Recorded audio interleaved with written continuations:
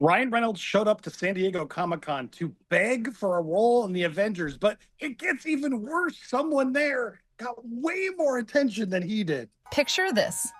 Hall H, the biggest room at San Diego Comic-Con, packed with 10,000 people who came to hear Marvel's next move.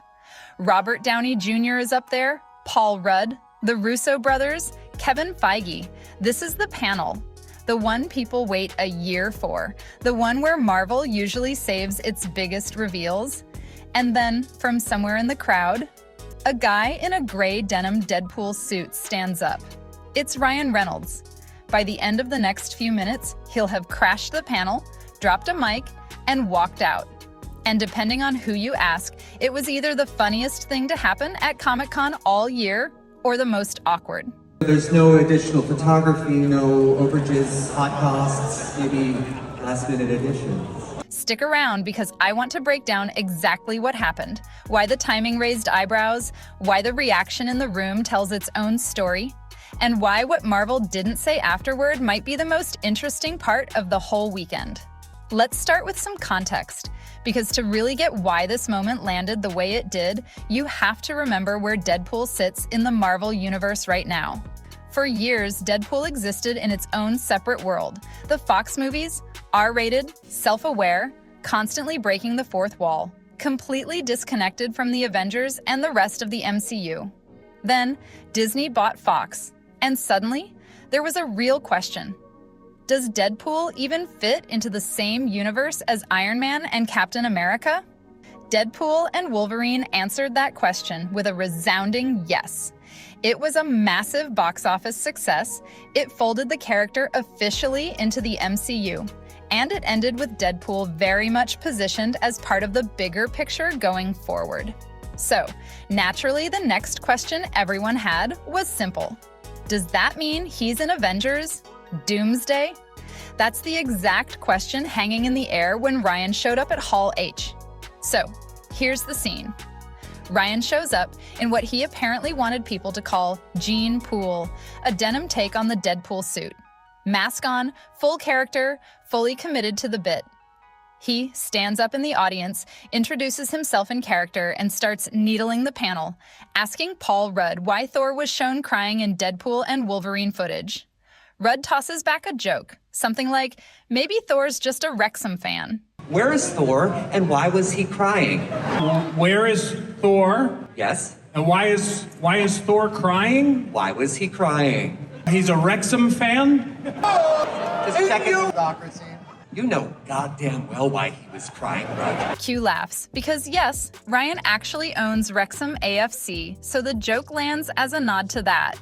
It's a fun little moment, low stakes, exactly the kind of comedic beat you'd expect from a Deadpool cameo. But then, Ryan keeps going.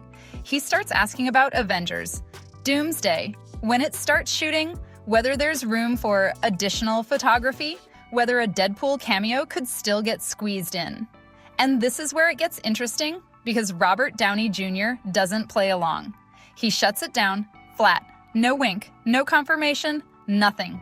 The Russo brothers don't bite either, just silence. Ryan drops the mic and walks off. Now, was this planned as a bit that was supposed to end in a shutdown?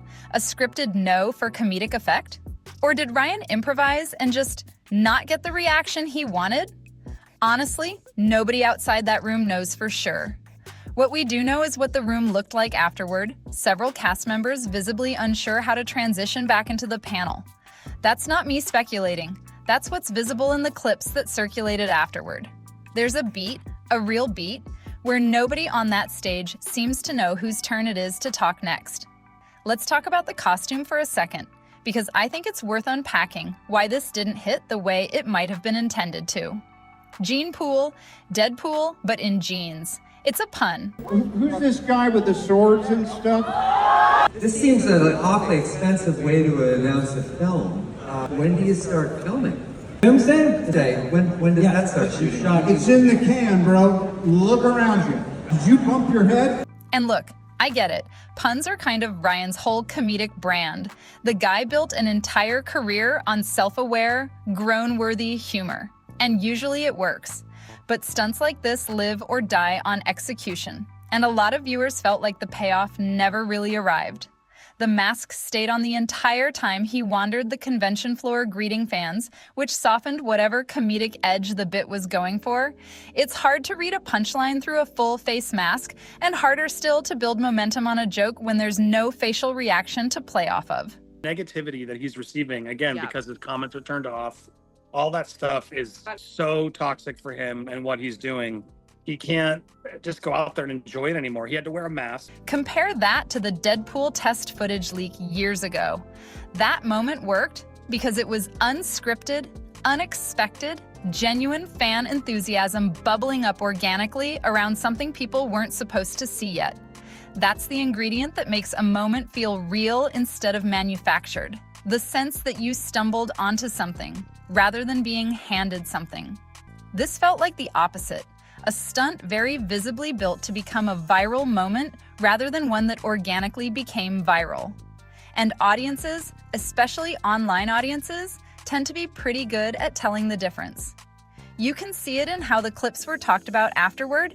Less, did you see this incredible surprise? More, did anyone else think that was kind of awkward? It's worth pointing out, we've got, this feels like he's begging for a role. Does he think we forgot? I was such a huge Deadpool fan, not anymore. Give Justin Baldoni a role.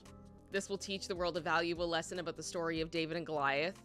I've never seen a Comic-Con reveal post like that. this isn't unique to Ryan. Hollywood has a long history of manufactured viral moments. The surprise cameo, the crashed panel, the mic drop, and some of them land brilliantly. But the ones that work tend to have one thing in common. They feel like they're serving the audience's excitement, not the star's agenda. We keep making the movie until they pry it out of our hands. So. No further questions. Happy Hogan? Fetch the Audi. We're leaving. Ladies and gentlemen, Ryan Reynolds, the inimitable. When the audience senses the second one, the whole thing can flip from charming to slightly uncomfortable, and that's roughly the split you saw in how people reacted here. Now here's where I want to be careful, because this is the part where a lot of commentary online veers into pure speculation. So let me be really clear about what's fact and what's just my read on it. Fact: Ryan Reynolds has been dealing with months of intense media coverage tied to Blake Lively's legal dispute with Justin Baldoni. Lawsuits, countersuits, unsealed communications, the whole cycle. That's been a heavily covered, ongoing legal story, and it's been impossible to miss if you follow entertainment news. Fact: this Comic-Con stunt happened during that same stretch of heavy coverage. What I can't tell you, because nobody can unless Ryan or his team says so directly, is whether the stunt was consciously designed as a distraction from that story. That's speculation, and I want to flag it clearly as speculation rather than presenting it as something we know for certain. It's a theory some people online have floated, and it's a reasonable question to ask given the timing, but a theory is not the same thing as a fact, and I'm not going to pretend otherwise. What I can say is how it actually played out. Entertainment outlets covered the stunt, but coverage was fairly limited compared to the sustained, wall-to-wall attention a genuinely huge Marvel reveal usually generates. Most Comic-Con headlines that weekend were about the actual cast and film announcements, not Ryan's cameo. So if generating a wave of purely positive headlines was part of the goal, it doesn't look like it fully succeeded. At least not by the scale these stunts usually aim for. The story didn't dominate the cycle the way, say, a genuine new casting reveal would have. Here's the part of the story I actually find the most telling: what Marvel didn't announce. No Deadpool 4, no confirmation Ryan's in Avengers, Doomsday. No see you next time, wink from the Russos. Just nothing official. And Marvel is not a studio that's shy about big reveals. This is a company that loves a stage moment. The surprise casting, the crowd going wild, the trailer drop nobody saw coming. Look at their track record. They've turned casting reveals into some of the biggest moments in modern pop culture. If Deadpool's involvement in Doomsday was locked, Hall H is exactly the room where you'd expect them to confirm it. It's the biggest possible stage for that kind of news in front of the exact audience that would amplify it the loudest. They didn't use it. Whether that means the character's future is still being worked out, or the timing just wasn't right, or something else entirely, I genuinely don't know, and neither does anyone posting hot takes about it online. All we can honestly say is the silence was there, and it stood out, especially set against everything else Marvel was willing to confirm that same weekend. And this is what made the weekend sting a little more for Team Reynolds, because in that same Hall H, on that same day, Marvel did have a big confirmed reveal. Ryan Gosling, officially announced as the star of a new Ghost Rider movie. Gosling walked out, got a proper introduction, and the crowd went off. Real, unscripted excitement, the kind Marvel panels are built for, the kind that trends within minutes and dominates entertainment coverage for days afterward. Here's the detail that makes it extra interesting.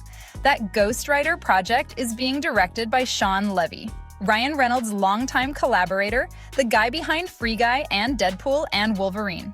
So in the very same room, on the very same day, one of Reynolds' closest creative partners was up there launching a big new MCU project, just starring a completely different Ryan. Nobody did anything wrong here, and I want to be clear about that. Marvel cast who they cast, Levy signed on to direct. That's just how the industry works, and there's nothing improper about any of it. But the optics, sitting side by side like that, were hard to ignore. One Ryan officially welcomed on stage to genuine applause. One Ryan in the crowd asking, half-jokingly, if there was room for him. It's the kind of contrast that writes itself, honestly. You couldn't script a cleaner side by side if you tried. And I think that's exactly why this became the moment people kept talking about, more than the stunt itself.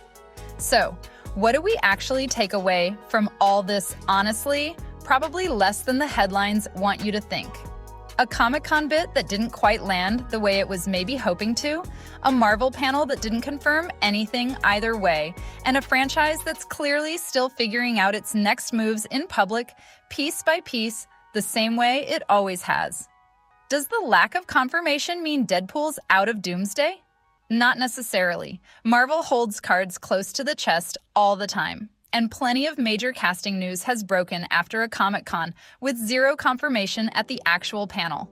Studios love to let a story breathe and then drop the reveal somewhere else entirely, on their own timeline. Does it mean something's uncertain behind the scenes?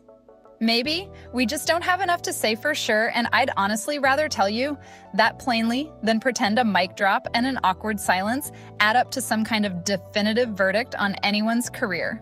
What we can say is this: it was a stunt that generated conversation, some of it not the kind Ryan's team was probably hoping for, and it happened during a stretch where Ryan's public image has already been under a lot of scrutiny for other reasons entirely.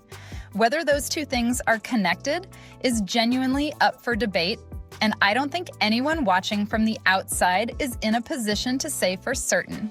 What is clear is that Comic-Con weekend ended up telling two very different stories under the same roof.